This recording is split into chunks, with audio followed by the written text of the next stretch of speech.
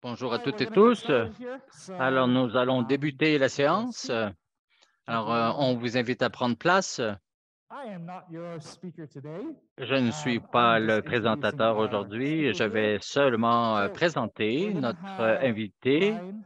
Alors, nous accueillons Ryan Hum, qui est de la Régie de l'énergie du Canada et le chef de l'information et vice-président des données, et qui parlera bien sûr des enjeux de réconciliation. Il est passionné par le gouvernement numérique et le fait d'être père de deux enfants. Il était cofondateur du Centre d'innovation du gouvernement du Canada, où il a occupé les postes de concepteur en chef et de scientifique en chef des données. Au cours de sa carrière, il a travaillé sur des questions couvrant l'immigration et l'établissement, les handicaps au travail, l'exploitation minière de la santé et la santé. Il a également occupé le poste de sous-ministre adjoint pour le groupe de travail sur la COVID à Santé Canada. Ryan a étudié la biologie, l'ingénierie et le design et prépare un doctorat. Il est professeur auxiliaire à l'Université OCAD et a enseigné le design, la politique publique et l'ingénierie à Carleton et à l'Université de Toronto. Donc, Ryan, bienvenue.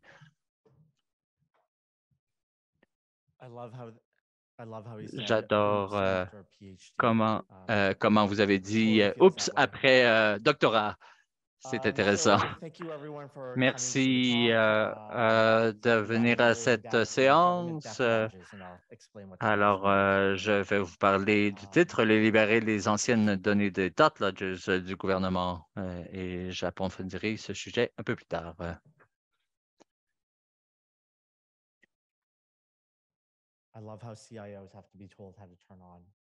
Et c'est intéressant comment on interpelle les chefs d'information pour utiliser les petites commandes. Je suis de Calgary et je veux reconnaître vraiment ce territoire sur lequel nous rencontrons, qui est vraiment un lieu de rencontre, d'échange, de partage. Le peuple autochtone et un territoire qui couvre plusieurs nations, dont les Métis, le Dakota et autres peuples autochtones sur ce territoire qui en sont les gardiens. Donc, je travaille pour la Régie de l'énergie du Canada. Nous réglementons le transport de l'énergie qui prend la forme de grandes lignes d'électricité internationale et des pipelines qui est lié à Trans Mountain, Morgan, certains des projets que vous avez sans doute entendu parler récemment. Mais pour ceux et celles qui travaillent dans des domaines non numériques, par exemple, sans doute, vous voyez cette image, et sans doute le type de données avec lesquelles vous devez gérer et composer du papier, des dossiers, beaucoup de papier. Je crois que c'est un problème. Et si on va de l'avant dans la diapositive, au cours des 60 dernières années, nous avons réalisé plus de 700 audiences. Nous avons collecté plus de 28 millions de pages dans des boîtes sur différents sites. On a des 0,5 terabytes de transcrits, de preuves traditionnelles, preuves orales, plusieurs enregistrements et comment on pourrait faire ça de façon plus différente dans l'avenir. Un commentaire de la professeure Clark, et qui disait que les données ne sont pas captées, qui sont de pauvre qualité et ne peuvent pas être combinées de façon efficace avec d'autres données. Les analystes manquent de temps et de ressources pour penser en profondeur et de façon créative des défis à long terme des politiques. Alors, comment réussir à rejoindre les personnes et à connaître les données et l'information qu'ils possèdent? On voici le projet de Trans Mountain qui sont des dossiers, des cartables et des cartables d'informations. Et c'est seulement l'information qu'a soumis la compagnie Trans Mountain et pas ce que d'autres personnes ont élaboré sur le sujet. Alors, on peut s'imaginer un bureau avec tous ces dossiers empilés. On obtient de l'information parfois que personne n'a eu accès dans le passé, je pense, du moins. À gauche, en bas à gauche, on voit tous les bassins versants et territoires humides non, qui n'ont pas de titre, ce cours d'eau et qui n'a pas de titre, qui n'a pas de nom. Et on consulte les dossiers, les pages, les papiers, et on ne sait pas comment s'appelle un cours d'eau. C'est de l'information fondamentale qui ne doit pas rester dans des dossiers décartables sur des bibliothèques. On peut bien sûr aller à sur notre site web et le vérifier. Alors, on les voit ici, le MODH / 4K2, on accède à des dossiers qui n'ont des types. C'est vraiment une drôle et bizarre d'expérience d'accéder sur ces dossiers. Nous avons plusieurs milliers de dossiers PDF qui ont été numérisés au cours des 20 dernières années avec des fonds publics et on a extrait toutes les figures, images, tableaux de ces dossiers papier chacune et on enregistre la source de la donnée, sa source de quel projet de pipeline et on crée une belle plateforme et tout cela est disponible en ligne sur ce portail Birdie. Voilà à quoi ça a l'air en ce moment.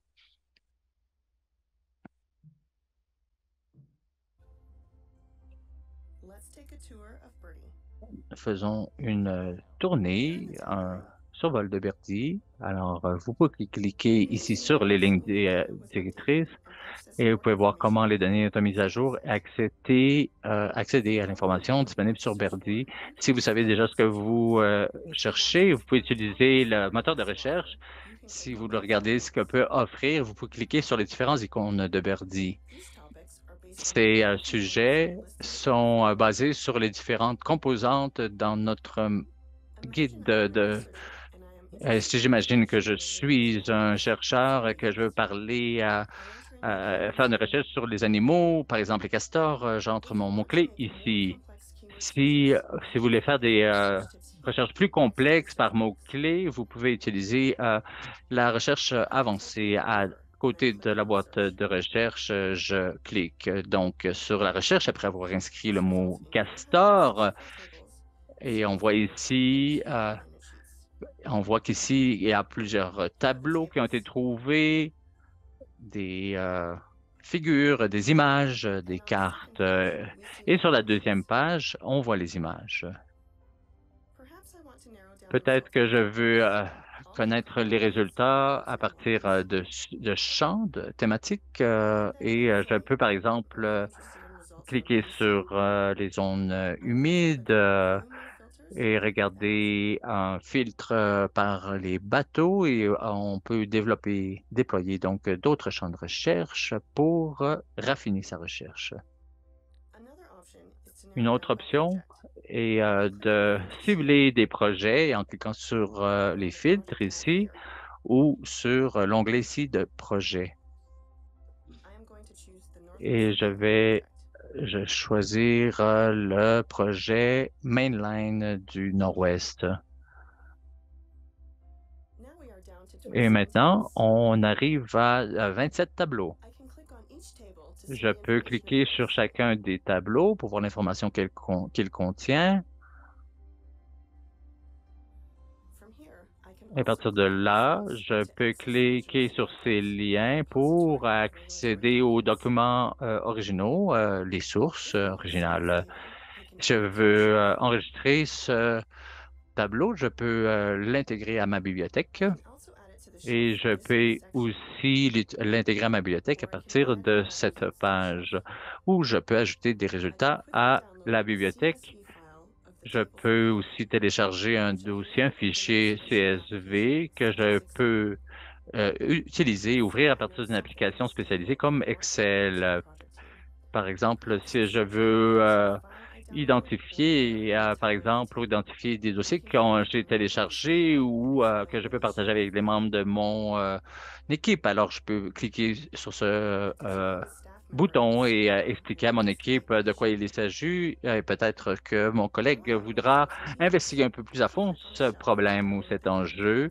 Il y a aussi une possibilité de cliquez ici pour télécharger toutes les tables de données qui sont dans ma bibliothèque. Et chaque téléchargement inclut un dossier qui inclut un fichier CSV ainsi que la description du fichier de tableau. Une autre option est de partager le contenu de ma bibliothèque avec une autre personne. Je clique ici et je copie le lien URL que je peux partager et ça lui donnera accès au contenu de ma bibliothèque. C'est fantastique, n'est-ce pas? Et je regardais les lèvres de certains qui disaient Wow, fantastique. Imaginez le site web du Conseil du Trésor comme ça. J'espère est-ce qu'il y a des gens ici du Conseil du Trésor? En préparant toutes ces données et ces tableaux et tout cela, ce qu'on voulait aussi était d'isoler le savoir traditionnel. Et pour s'assurer qu'on veut partager ce savoir, alors on utilisait une machine intelligente d'apprentissage et on a identifié des mots-clés qui pourraient identifier et trouver du matériel en matière de savoir traditionnel et, et évidemment trouver une façon de repartager cela avec les communautés. Et si quelqu'un est curieux de voir comment on peut trouver cette information et la réponse clé, et c'est qu'on ne regarde pas le contenu d'un tableau, mais plutôt tout ce qui est autour, tout ce qui l'entoure.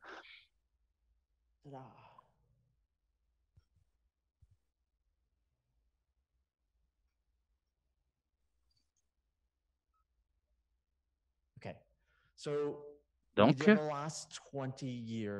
au cours des dernières 20 années, les documents sur les pipelines et vraiment se répandent sur l'ensemble de tout le pays, mais sans doute qu'il faut revenir quelques années et comment aller des années antérieures et l'accès à des fichiers numériques. Et les autres, précédemment aux 20 années, sont surtout éparpillés. Alors, lorsqu'il y a des requêtes spécialisées, alors on s'assure de les scanner s'il y a une requête particulière pour de l'information antérieure.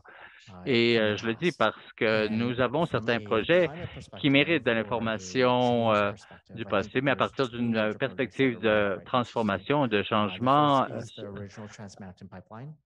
le projet des années 60 du Trans Mountain Pipeline projet et ensuite le projet Trans Mountain version ultérieure a réémergé. Alors nous avons pu compiler des informations sur des données environnementales sur une période de 50 ans. Alors si quelqu'un est un universitaire, il y a aussi plein d'informations à creuser à ce niveau.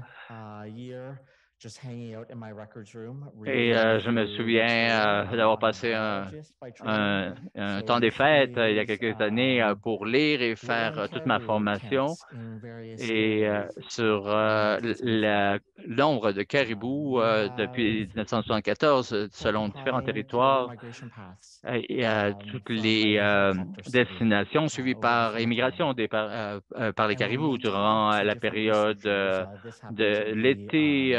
Est-ce qu'on parle de cela? Lorsqu'on en a parlé au commissaire de Front Ontario, Ryan me disait, c'est fantastique ce que vous dites, et parce que les universités sont affamées d'informations pour parler des transformations des processus sur la planète. Je crois que c'est peut-être l'une des versions papier de cette étude que vous voyez ici à l'écran. Mais ce n'est pas seulement les universitaires et les chercheurs, mais aussi les nations et les communautés autochtones.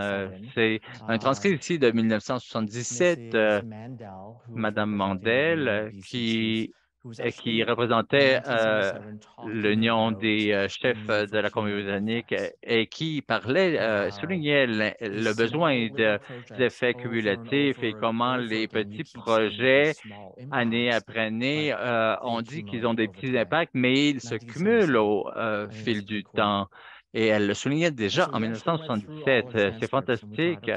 Et lorsqu'on passe à travers nos transcriptions, on se demande comment et combien de fois les Premières Nations, les Métis, les Inuits s'approchent et comment ces communautés peuvent utiliser ces transcripts. Et je vous le dis que cela arrive assez souvent. Alors, par exemple, dans le processus de la Régie de l'énergie pour approuver un pipeline, alors nous assurons d'amener toutes les connaissances par rapport au processus, les apprentissages et ce que cela signifie pour les communautés et l'importance du approach pour les personnes, les habitants et les apprentissages par rapport et les leçons tirées de l'histoire du savoir autochtone sur les familles, sur les sites sacrés, sur les écoles, sur les politiques orales, la tradition orale en matière de politique pour ces communautés.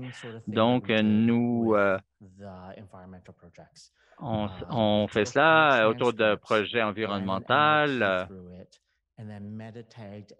et on médite avec chacun des participants qui étaient dans l'audience et tous les aînés qui étaient présents et les gardiens du savoir. Et nous avons ramené cela dans un document et qu'on puisse identifier chacune des communautés qui s'est présentée à nous, à quelle date, à quel moment, l'information. Et au cours de l'année dernière, je pensais que c'était comment on réussit à rapatrier tout ce savoir et comment on collecte près de l'information d'aînés et de gardiens du savoir. Et nous avons créé des cercles de savoir et ils nous ont aidés à fixer un protocole sur comment rapatrier, récupérer ce savoir et comment c'est important pour eux et comment on peut être aussi des meilleurs gardiens de cette information.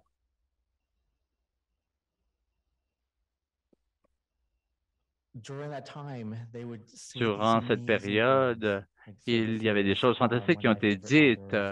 Voilà un de mes aînés favoris, qui s'appelle Rose, qui dit donc, pouvez-vous juste imaginer de cet moment que possède le CER, comment ça peut vraiment bénéficier la communauté? Parce que certaines informations sont perdues et on la recherche. Donc, alors évidemment, beaucoup d'informations ont été perdues et ces gardiens du savoir doivent faire appel à un entourage, à un monde, à un univers spirituel pour les récupérer. Voilà aussi une propos d'un aîné que j'aime beaucoup et qui dit il dit que pour les Blackfoot, il n'y a pas de terme pour parler un muséum. Et le mot le plus proche, c'est ce qu'on appelle Makhim Emma.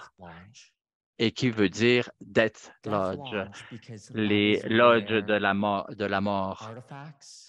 Le Death Lodge renvoie aux faits et il y a une mort du savoir et ce savoir est entreposé, perdu et il n'y a pas de flot à travers la communauté. Et je pensais que c'était vraiment un important concept. Comment réussir à libérer ces entrepôts de la mort pour les intégrer dans nos systèmes numériques. Alors, on parle avec ses aînés pour définir un protocole, comment on peut mettre de l'avant un plan d'action, comment on travaille étroitement avec les gens sur le territoire et comment on s'assure que l'information revienne à la communauté. Et il y a aussi des cérémonies qui ont été mises sur place avec le chef, la chef pour un retour, une rétroalimentation de l'information. Et une aînée disait, il y a une semaine, les jeunes dans notre communauté nous demandaient à nous, les aînés, qu'est-ce qu'on pensait à propos du projet de Trans Mountain. Avant, je ne pouvais pas leur répondre, mais maintenant, je peux le faire. Alors, un autre aîné a dit, vous savez, c'est là où les transcrits appartiennent, c'est là où les leçons, les apprentissages sont conservés. Et je crois que c'est pour cela qu'on fait cela. Oui, bien sûr. Vous avez entendu le ministre du Développement économique qui est très important pour les données ouvertes. Oui, ça peut porter à l'innovation, mais aussi cela peut aussi contribuer avec la réconciliation et cela peut donner du pouvoir et favoriser le changement. Merci.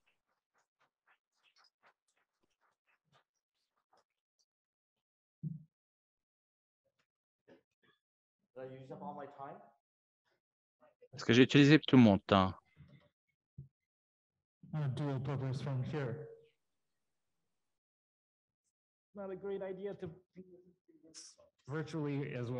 Donc, les questions sont ouvertes aussi pour le plancher, mais aussi de façon virtuelle. Merci beaucoup pour votre présentation. Donc, j'ouvre le plancher Si vous avez des pour questions, le poser microphone, posez des questions. vous présentez au micro pour poser vos questions, si vous voulez bien.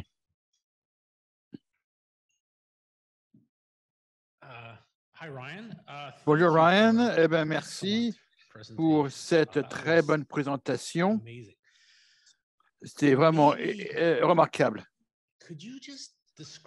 Est-ce que vous pourriez décrire pour moi une minute ce que vous essayez de faire quand vous avez essayé d'utiliser l'intelligence artificielle pour saisir? Avez-vous même utilisé l'intelligence artificielle pour interpréter les transcriptions? Il vous peut poser des questions uniquement sur les approches normales. Est-ce que ça tient avec le temps? Je pense à la façon dont ces outils fonctionnent. Est-ce que ça s'adapte bien pour quelque chose que vous parlez de différentes cultures, différentes nuances, différentes langues? Et je veux savoir comment, est-ce que ça fonctionne bien ou bien est-ce que vous devez faire beaucoup de travail pour tenir compte de ceci? Mais ceci étant dit, c'est vraiment fantastique, remarquable, donc bien fait, merci.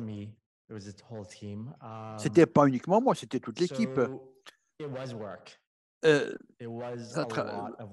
C'était du travail, c'était même beaucoup de travail, mais un boulot qui valait le coup d'être fait. Donc, on a retardé le lancement de ceci d'un an pour faire les extractions et les extractions et l'utilisation de ces données. C'était un algorithme programmé. Donc, on a utilisé Et nous avons des gens qui identifiaient manuellement les documents. On a identifié des mots-clés, on avait différents algorithmes qu'on a vraiment essayés, et ensuite, ça a plutôt bien marché. Je ne sais pas, mais pas de 95%. Donc, on a pensé que c'était très, très bien, et ça nous a vraiment aidé pour avoir de ceci. On a pensé que si ce document ou ce PDF avait assez de clics sur les connaissances traditionnelles, on ne retirait pas ce tableau, mais tous les documents. C'est ainsi qu'on s'est assuré qu'on avait donc les dernières choses aussi.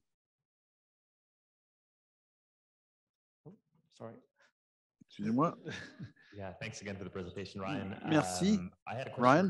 J'ai une question sur le public que vous avez mentionné. Est-ce que c'est quelque chose que vous pouvez partager avec nous, ou bien est-ce que vous pouvez… Oui, oui, je peux vous le tweeter après cette présentation si vous le souhaitez. Très bien.